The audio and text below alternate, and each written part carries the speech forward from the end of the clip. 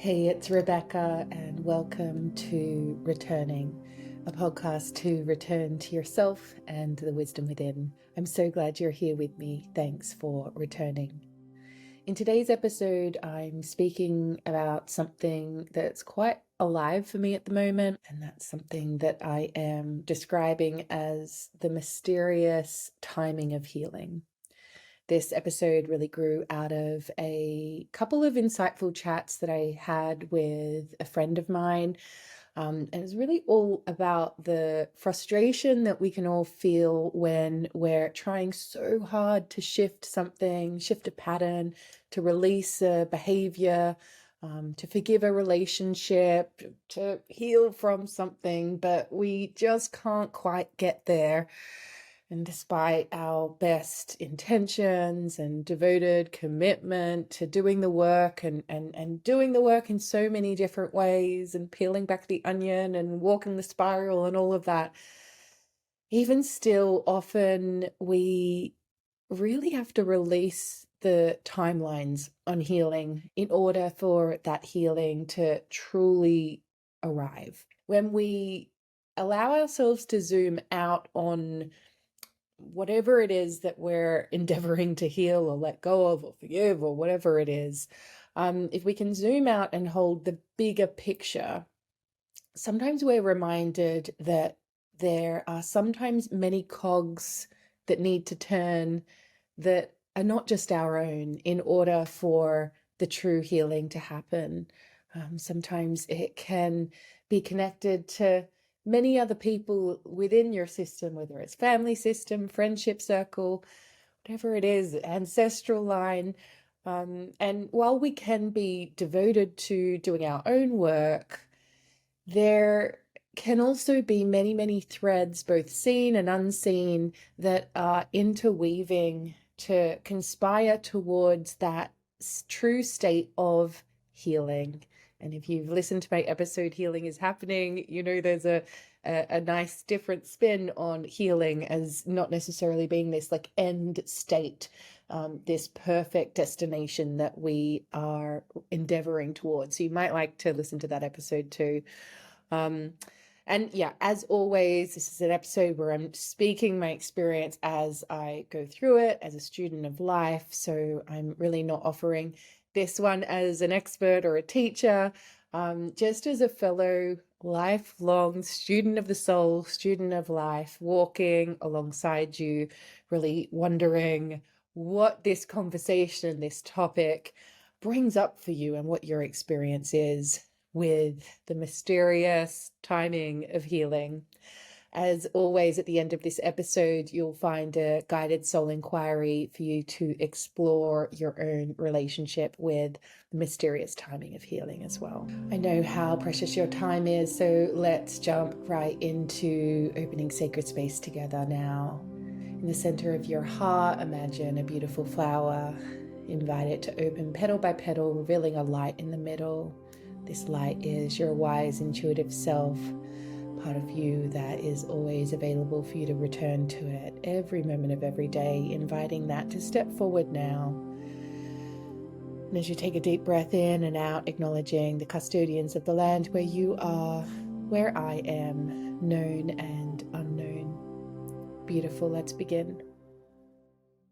A topic that I've been talking to a lot of my friends about lately, that is around like the mysterious timing of healing, like when those things that we've been trying so hard to get over, like person we're being called to forgive or soften our heart towards or get over or, just let go of, how frustrating it is when we're doing everything that we can to try and loosen our grip, to forgive, to move past a pattern in our family line, for example, and it just feels like we're just banging our head against the wall, like our heart is really hard around it, or we're getting triggered constantly. And sometimes eventually, after however many times of trying to let go and forgive and move on, or whatever it is,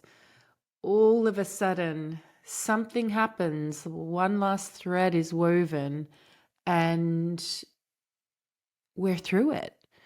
I had this experience recently where I noticed my heart softening toward a relationship that I'd found so hard, and I'd tried for years, decades even, to move through it and find the higher road and, open my heart with compassion. And I just couldn't get there. I read all the books on forgiveness and sending love and having a generous heart, and the willingness was definitely there. And I'd done I'd approached it at so many different angles and done so many different layers of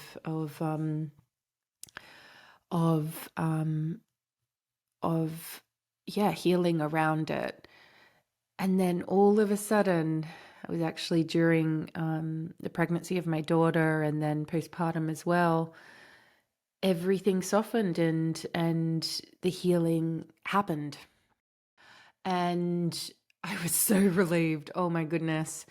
I was talking to my friend Holly just the other day, and we were talking about teaching on forgiveness, teaching on being compassionate, and how sometimes, particularly when it is in relationships within like a family system or some kind of friendship circle, the thing that sometimes we don't acknowledge, or maybe it's just not spoken about much, is often when we are working through something, especially something that's like an ancestral thing that's passed down, and we're here to be the cycle breaker in the family or in the whatever it is, whatever constellation that we're in, we can do our role in it, but things need to shift within the system as well. And how through us doing our work, things can shift in the system, but then there needs to be like there is timing involved, and there is also we can do as much of our work as possible, but things are changing and shifting in the system as well. And I think this is one of the great mysteries of healing and forgiveness and other topics like that, particularly when it comes to ancestral patterns and breaking cycles within a family or within a system. And system can be like a company that you're involved in, for example. There are more cogs that need to turn than just your own. And I'm sure all of us listening here know that we forgive not for the other but for ourselves, but we can't cultivate it. We can't force it. We know we need to learn to loosen our grip. We know we need to try and soften our heart, and obviously like express anger and express sadness and express our grief and all of that. But when it does come to those big things that we're healing from, even if you take a breakup, I think of my big relationship ending when it happened in my early 30s. Oh my gosh, I so wanted to move through that. I wanted to move on, but it took as long as it took. And so I just wanted to speak to this today in this episode. Again, it's not an episode of advice or the 3 top tips or whatever. I wish I had them on this. I've definitely wanted it.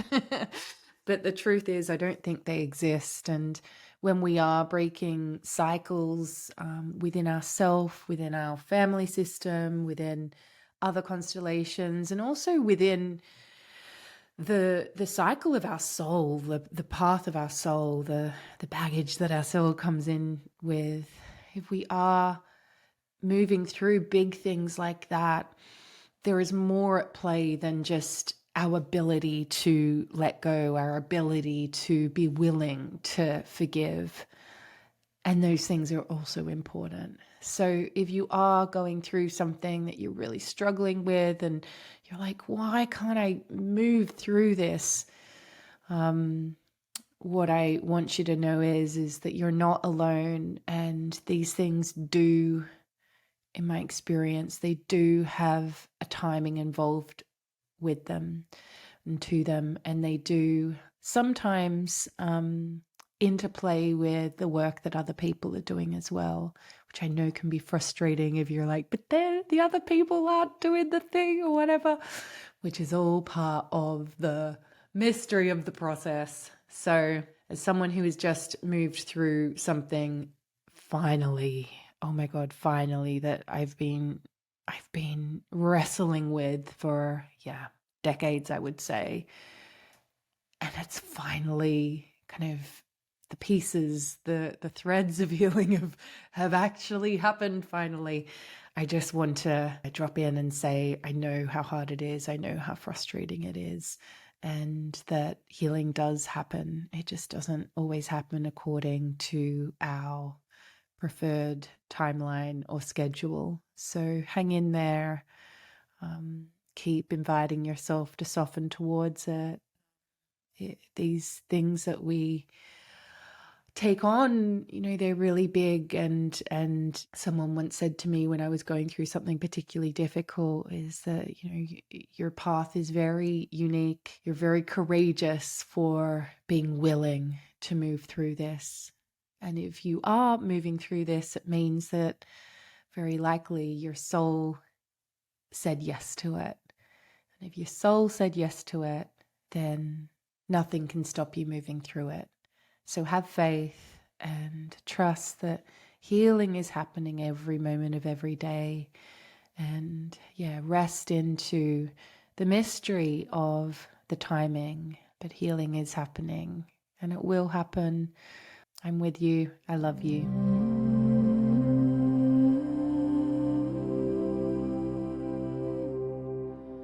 Soul inquiry is a practice where we enter into a direct dialogue with our inner self. I like to write my answers down as I find I receive them a little bit more deeply that way, seeing them written down in front of me, but feel free to do what works for you. Today's soul inquiry prompt is, where in your life are you open to receiving healing? Where in your life are you open to receiving healing?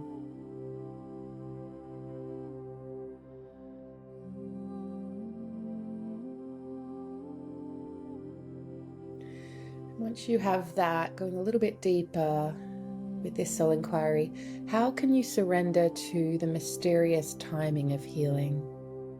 How can you surrender to the mysterious timing of healing?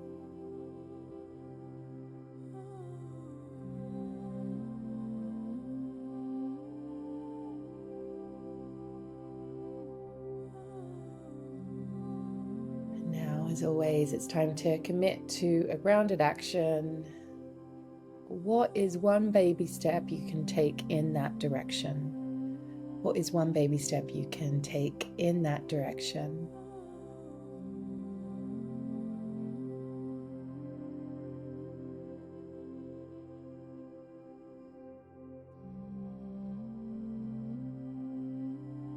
Let's share a breath together as we close this sacred space we have stepped into for this episode.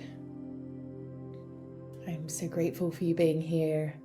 If you'd like to keep returning to yourself and returning here with me, then hit subscribe.